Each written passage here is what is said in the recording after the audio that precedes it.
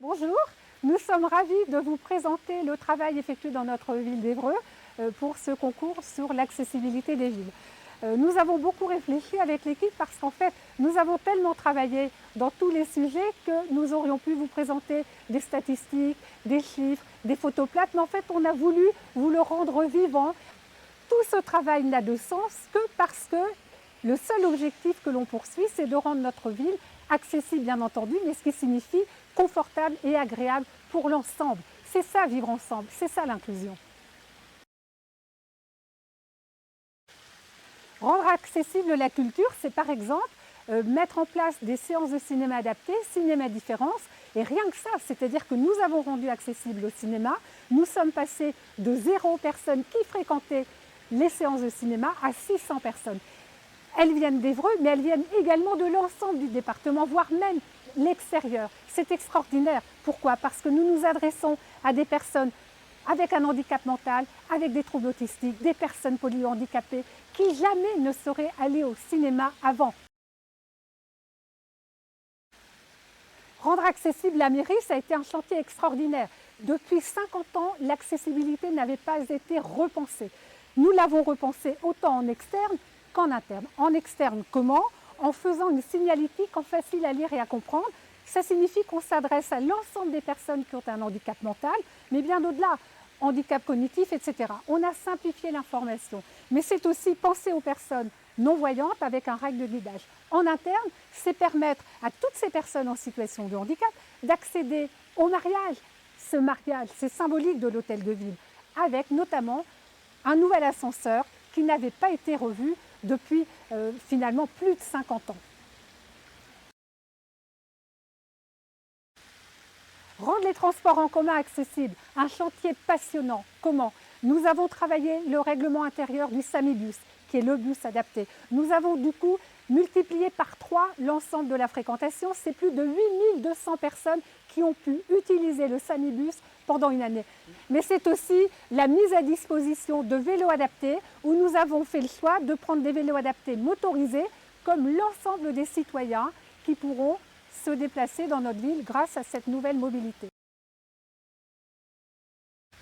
L'accessibilité, c'est aussi changer le regard. Comment changer le regard?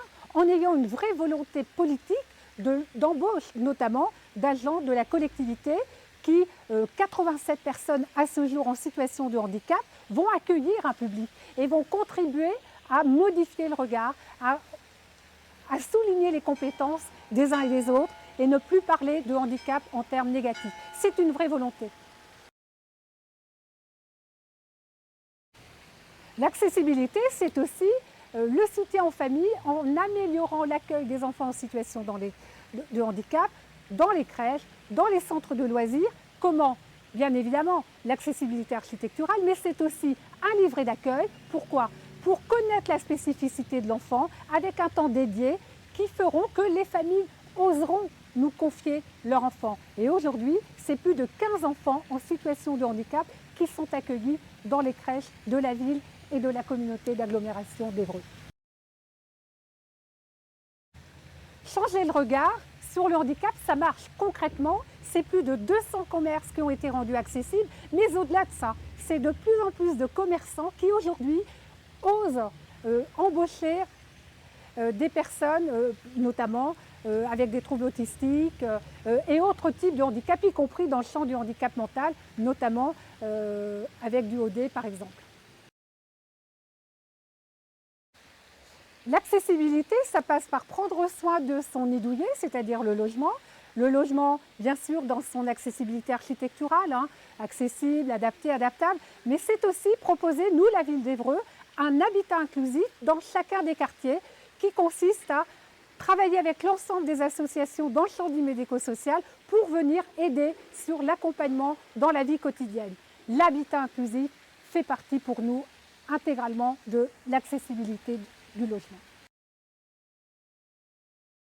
L'accessibilité, c'est aussi prendre soin de nos enfants. La ville d'Évreux avons travaillé l'accessibilité des aires de jeu, par exemple.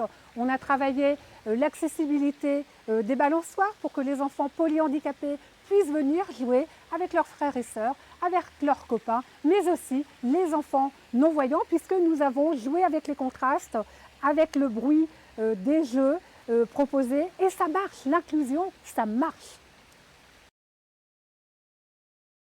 L'accessibilité, c'est aussi prendre soin de soi.